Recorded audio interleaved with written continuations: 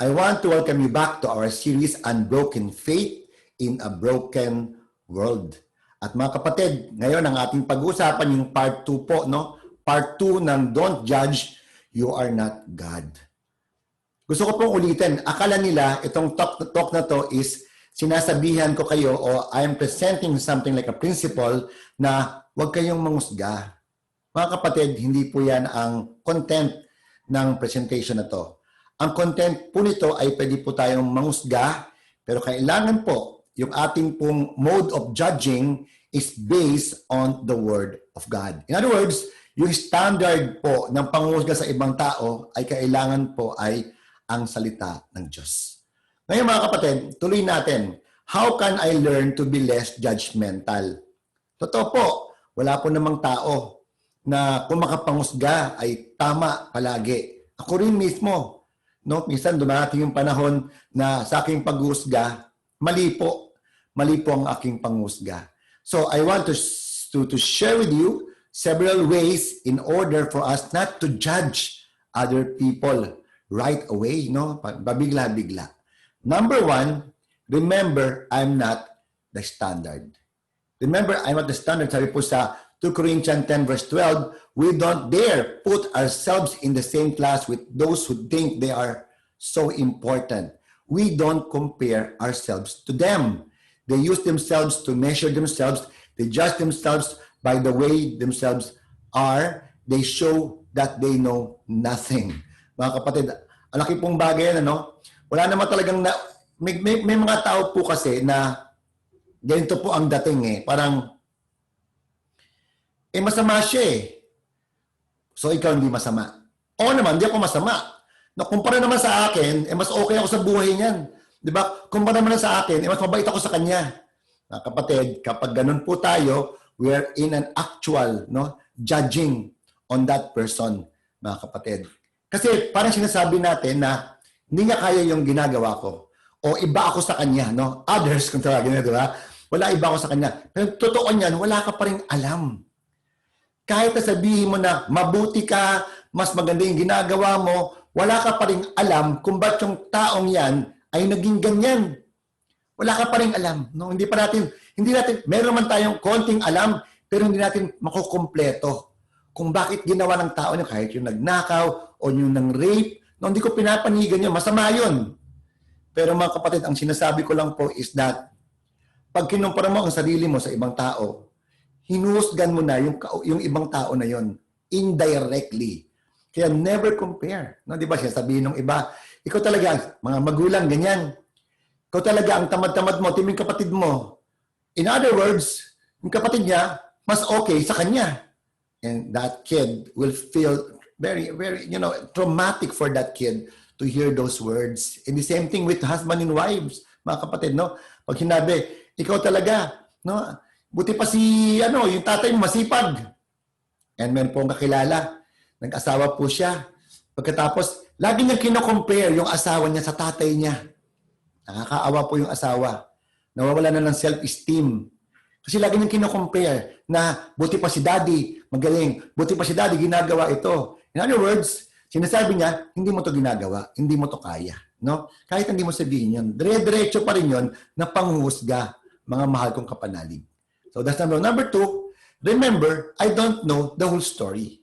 No, uulitin ko. Kahit na anong kakilala mo dyan, no, hindi mo pa rin malalaman ng buong storya eh. Kahit pa paano meron pa rin morsel or speck of something we don't know. I am a counselor, mga kapatid. No? I am a Christian counselor, and when people talk to me, mga kapatid, when people talk to me, hindi ko pinapanigan agad yung kausap ko. Sabi nga po sa Proverbs 18 verse 13, let people finish speaking before you try to answer them. That way you will not embarrass yourself and look foolish. Mga kapatid, kapag ako po yung nagbibigay ng counsel, yung pong ang aking counseling, pinapagsalita ko muna siya, mga kapatid. No, nakikinig po ako sa kanya muna. Pero yung mga pag may counseling po ako, siya po yung galit ng galit, no? Yung early minutes na pagsasalita niya, sinasabi niya palagi, masama yung taong yan. Masama yung asawa ko, pinagkaaysahan ako ng pamilya ko, Yan, laging masama. At pag madinig mo naman, parang maisip mo, kawawa naman tong taong to. Aping-api. No? At pinapagkwento ko pa siya. Habang nagkukwento siya ng matagal na konti, nakikita ko yung buong istorya. No? Masama sila sa akin, samantalang nila ako nagbubus ng pinggan, napansin na nila, tamad ako. Sabi ko sa sarili ko, tandali. So baka merong itong taong to, merong hindi nagagawa, no, na dinidepend niya yung sarili niya. So from there, I ask questions. Mga kapatid, sabi to, before you try to answer them, no, you need to listen first. Ganyan po tayo mga kapatid eh. Di po ba? Ganyan tayong mga tao. Hindi pa nagsasalita, yung kausap natin, alam na natin, sasabihin natin. As if, we're telling that person na wala ka na karapatang magsalita kasi alam na kita, kilala na kita. Ganyan po tayo minsan eh. Di po ba mga kapatid? No? Ba't hindi tayo mag-isip na baka may sasabihin pa siya na hindi ko alam na maaari kong matutunan. Kaya sinabi, baka mapahiya ka lang. Baka ikaw ang mahusgahan. Imbes na ikaw ang mahusga, makinig muna. Kapag nakinig po tayo, mababalansi po natin yung ating sinasabi. At sabi ko nga sa isa kong talk, kapag napahiya ka na, ito mga kapatid, kapag napahiya ka na, siyempre nagkapahiyaan na, you will defend yourself. Di ba? So yun ang problema. Makinig po muna palagi. No? Huwag mahusga. Maski sa mga kwentuhan. Sa mga kwentuhan sa opisina, o minsan sa birthday, o sa inuman, yan ang mga lugar na mataas yung magnitude ng chismis. No? Ay, nakita mo ba si ganyan? Oy, naku, yan ang Diyos natin sa opisina. Kasi mayabang yan. Puro kwento na lang. Makinig ka. Sa maraming kwento na yon, may isip mo, no? May isa doon sumasablay. Kaya huwag ka agad magsasalita. Huwag ka agad magko-contribute. Makinig ka lang, no? Number 3, remember, I never know anyone's motivation. Sabi po mga kapatid sa 1 Corinthians 2 verse 11, it is like this. No one knows the thoughts of that another person has. Only the person's spirit that lives inside knows those thoughts.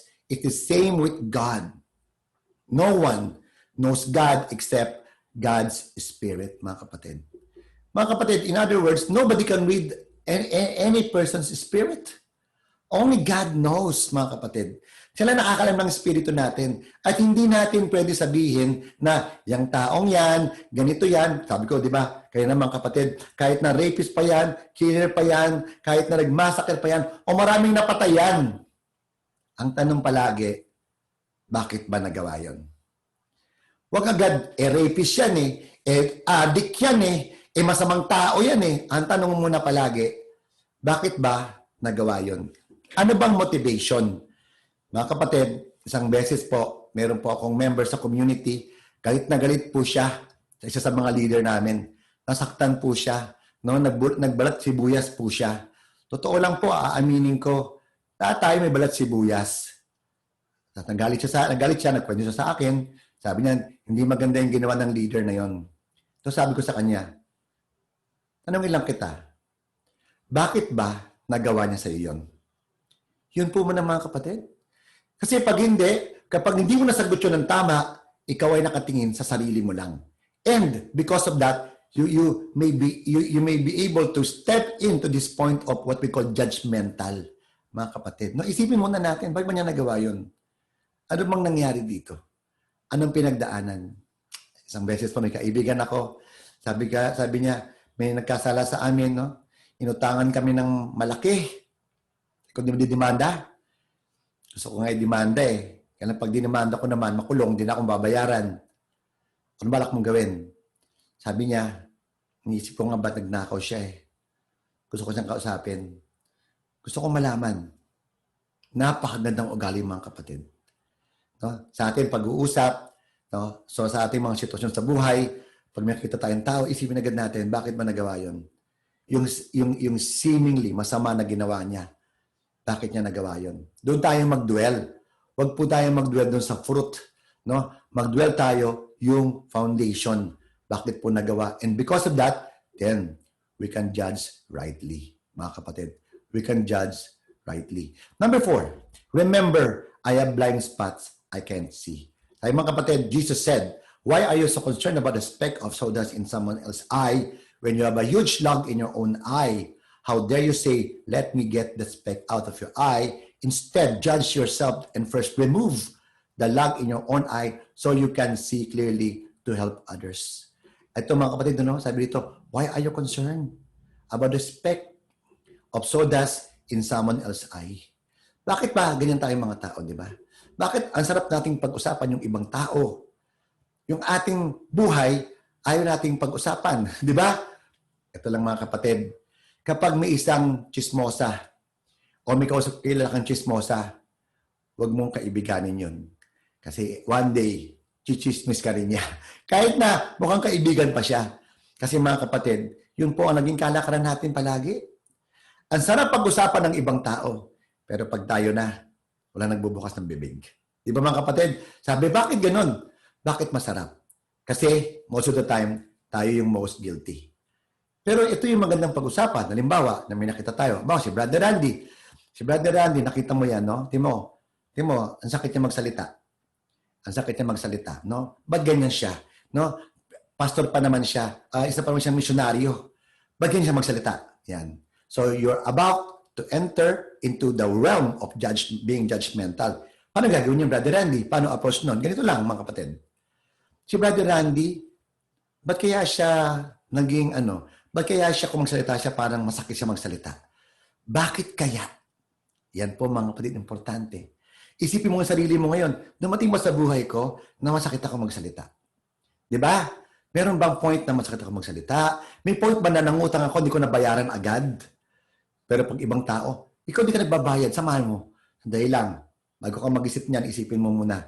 May point ba sa buhay mo na nangutang ka, hindi ka nagbayad? Na nagsalita ka, masakit ka magsalita? May point ba? Oo, meron. Kung meron, isipin mo, ano bang ginawa ko para maiwasan ko na yun?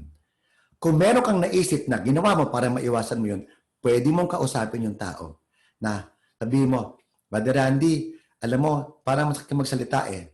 Tatawin kita, bakit? Ano man nagawa ko? Ito, ganyan, ganyan, ganyan. At mga kapatid, pwede mo sabihin na, yan din po ako dati. Ito po ang ginawa ko. No? Sana po naman nakakontribute ako sa inyo. Humbly approach the person. Pero pag lagi sasabihin mo sa kanya na, alam mo, may mali yung ginawa mo. Kahit gano'n pa kaganda ng boses mo, kahit na malambing ka pa, pag sinabi mong mali ang ginawa mo, judgment na po yan. Seemingly people sees that it is kind of a help or encouragement. No, it's not. Mga kapatid, hindi po. Kaya tignan mo muna. Buong buhay mo, baka may pinagdaanan ka na ganun din. At tignan mo kung paano mo nalagpasan. At kung di po nalalagpasan yung mga problemang yon, wala ka pang ginagawa doon, at masaya mo pang ginagawa, wala kang karapatang mangusga ng ibang tao. Yung bang pangungusga, ibig sabihin wala kang karapatang makipag-usap. Pwede rin po. Pero wala ka rin karapatang pag-usapan yung tao na yan sa ibang tao. Wala kang karapatan. Wala kang power na ganun. Kasi ikaw mismo, you don't want to acknowledge that wrongdoing. Number 5, remember, listen first. Mga kapatid, inulit ba ni Brother Randy? Tingnan po natin. Our law will not let us judge anyone without hearing them first and finding out what they have done. Sabi mga kapatid, sa mga Hudyo raw nila, sa Hudyo, sa batas nila, pwedeng mangusga. Pero makikinig muna. Yan sinasabi ko mga kapatid. Itong last portion natin, itong second part, I want to reiterate again. You can judge a person. But first, listen. But first, gather all the information. But first, be very calm in understanding that person. And if you have all the information, then you can say, masama ka o mabuti ka. Halimbawa, may lumapit sa akin. Sabihin sa akin nung kausap ko, Brother Randy, ang sama-sama kong tao ng babae ako. Di ba masama ako, Brother Randy? Tatanong ko muna sa kanya ganito, ba't ba ng babae ka? Ano bang ginawa mo? Ano bang nangyari? Kwento mo naman sa akin. Kwento mo muna. Pag sinabi niyang, ganito, ganyan, ganyan, sasabihin ko, yung pambababae, masama. Lalo pat ginusto mo, ninais mo, pinaghandaan mo, masama yan. Pero ngayon, kinuwento mo sa akin, dahil sa iyong asawa mo, hindi ka tinuturing na asawa, inaapi ka, pinapaya ka sa ibang tao, at nakakita ka ng ibang babae, na binigyan ka ng halaga, sasabihin ko sa'yo na hindi mo gustong gawin yun. Tama? Hindi mo gustong gawin yun. Nagawa mo lang yun. At pagsisihan natin yan. No? Masama ang maging babae talaga. Yung ginawa mo, umutong ka sa pagiging masama, pero hindi mo gusto yun. Natulak ka lamang. Diba? Yan po mga kapatid. Makinig muna. Have a conversation with somebody first. And listen, before you say that, in this, what you've done is a violation to the second commandment, or the third, the fourth, and the fifth. Listen first. Hindi agad yung pag may sinabi siya na, alam mo, Brother Randy, yung nanay ko masama isa ka naman sumakay ka na naman. Diba? Talaga, bakit masama nanay mo? Una, hindi ako pinapakain, hindi ako binibigyan ng pera. Tapos sasabihin mo, ang sama nga ng nanay mo, hindi ka muna nakinig. Ba't kayo binibigyan ng pera? Magkasalita yan. Kasi naman, maggastos ako O yun naman pala. Hindi ka nakinig. Di ang sama, ikaw ngayon ang masama. Diba? So makinig ka muna. Hindi natin pwede sabihin na masama si ganyan, masama si ganon, masama si ganyan, unless alam natin yung buong istorya at alam natin yung basic wickedness o basic mistakes o alam natin yung basic wrongdoing, mga kapatid. No? So alam natin ang ating gagawin, hindi ka tayo lunod sa judgment, sa pag-judge ng ibang tao. Number 6, remember, I'll be judged by the standard I use. Ayan mga kapatid, ang ino po don't judge others and God will not judge you. If you judge others, you will be judged the same way you judge. God will treat you the same way you treat others. Yan po, kahapon nag-uusap po kayo mga kapatid, no? Yung daw pong golden rule, thou shalt not do unto others what you don't want them to do unto you. Mga kapatid, talaga pong golden rule.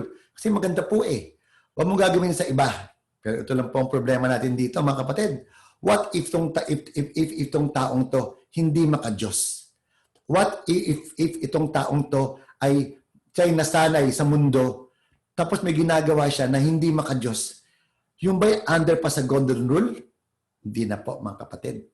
Kasi there's only one good, and that good is God. There's only one good, and that good is only God. So mga kapatid, kung anong gawin mo sa kapwa mo at ginawa mo yon, not in the standard of God, that is bad.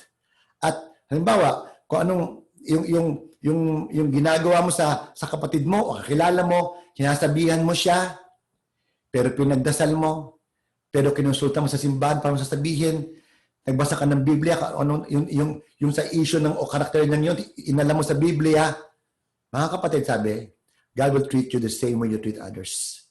When you value the Word of God, when you value prayer, when you value the church, and you use that in your judgment, it will come back to you.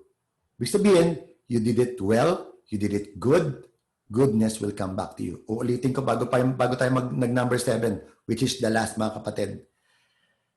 Unless you judge other people according to the standard of God, you're doing it all wrong. You are in a mess. No? Sigurado, gulo-gulo buhay natin. No? So please, read your Bible. Please pray. Please be a part of a church because you cannot just judge other people by what you know or your experience alone, mga kapatid. Number 7 and last. Remember how God has shown me grace. No? Remember how God has shown me grace. Sabi po, I mean that you have been saved by grace because you believe. You did not save yourself. It was a gift from God.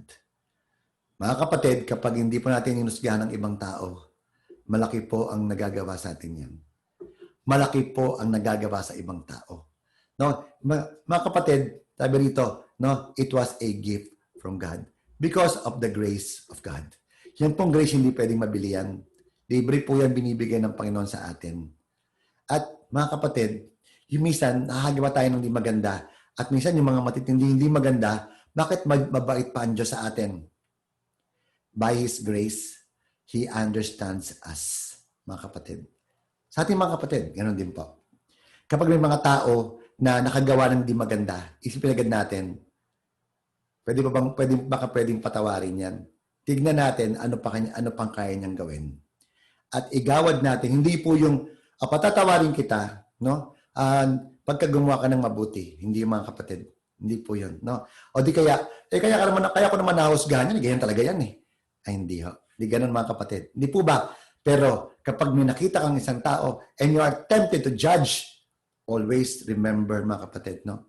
You're not perfect. No, you are perfect in the eyes of God because you have Jesus. No, but in terms of doing things practically, no, in practical things and all that, we're not perfect. Hindi po tayo perfect. That's the very reason when God looks at us by grace, no, because we accepted Him. Because anyone who accepts Jesus as Lord and Savior, then the grace of God is with him. So when we accept God as Lord and Savior, whatever we do, mga kapatid, God would like to bless us because we have the grace, mga kapatid. Because He sees the goodness in us through the blood of Jesus. The same thing yung mga kapatid. Bago po tayo makapangusga ng ibang tao, tingnan po natin, ano bang nagawa ng taong yan? May nagawa na bang mabuti yan? Tingnan natin, gaano karami, gaano kaunti, at bakit ba ginawa? At yung hindi pangungusga ay dahil sa nakumbins ako na hindi siya yon, hindi mga kapatid. Yung hindi pangungusga ay dahil sa I've decided not to judge that person because I know that that person can still change. Mga kapatid, sana po natuto po kayo at mga kapatid, sana po ay uulitin ko, no? Dating yung panahon na makakapag-judge tayo at hindi man tayo perfect, pero sana po less judgmental. If you have questions, you go to your group. What did I hear? What do I think? What will I do? Anong dinig ko na maganda? Anong naisip ko? Very challenging, very pleasing to me. And this is what I want to do next. Mga kapatid, I hope that you'll finish this series. It's very good. If you missed some of the presentations here in this series, you just PM me and I will send you the link of my YouTube para makita nyo po. This is Randy Ramos. I proclaim, God reclaim. God bless po ang kapatid.